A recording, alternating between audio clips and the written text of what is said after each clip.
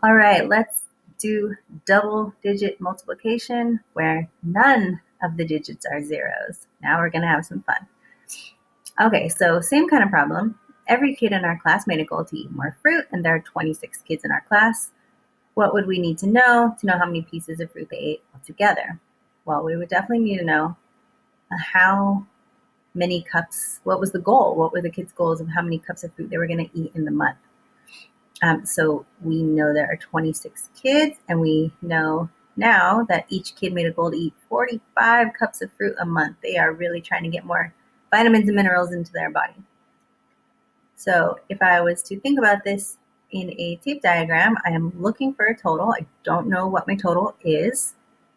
I do know that there are 26 kids, and each one of those kids is going to have 45 cups of fruit. So I could write 26 45 times and then start doing some repeated addition. Personally, I don't feel like doing that much addition. I think that will take way too long. So in a tape diagram, I know that there are going to be 45 of these 26s, or because all 26 kids are going to have 45 cups of fruit. Ooh, that would not be fun to do repeated addition at all. But we know repeated addition and multiplication are the same thing, so we could multiply.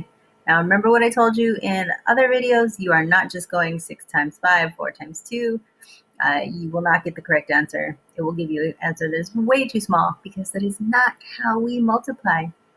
We need to find some partial products. So just like before, I'm going to take 45 and break it into tens and ones. But now I have 26. Watch this.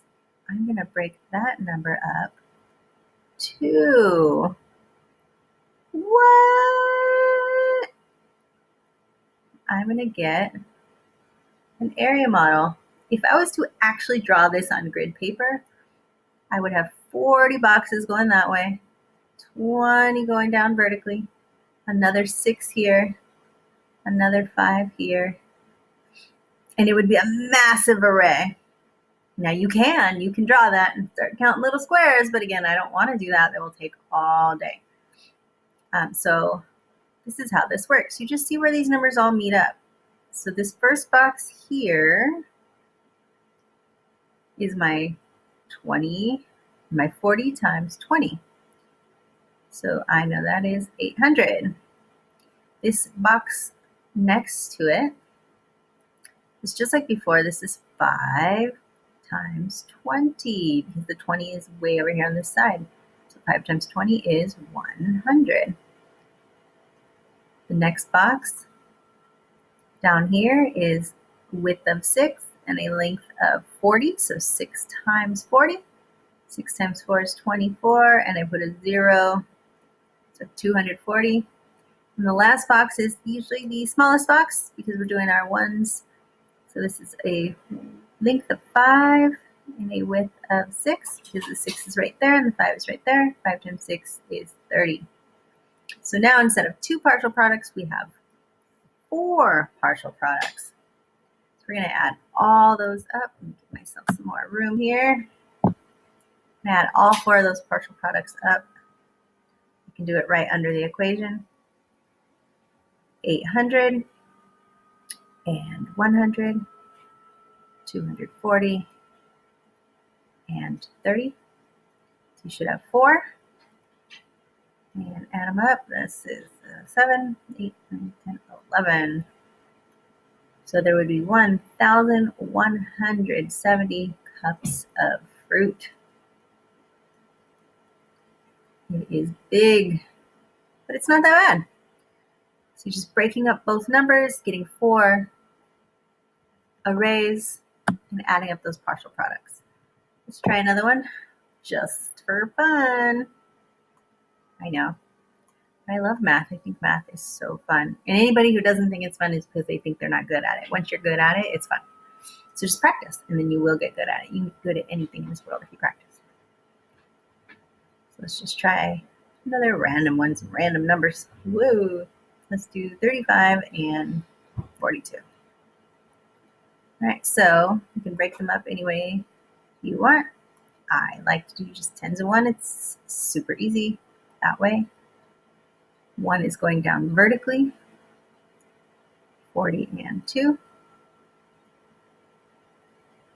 If you write big, give yourself more space. I'm making the first box the biggest because this is the biggest array. This is 30 times 40, so it would be pretty big. All right, so I'm just going to solve for 40 times 30. 4 times 3 is 12. I have 2 zeros. This other one is 5 times 40. 5 times 4 is 20, but I have an extra 0.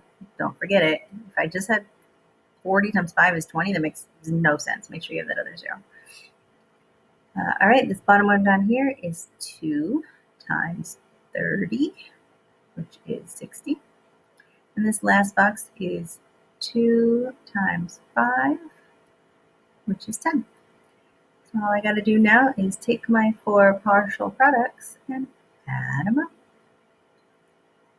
Some people can mental math all that. Go right ahead, but I always write it down just to make sure. All right, 1,470. So try some random numbers, give it a try, then check it with a calculator, see how you do.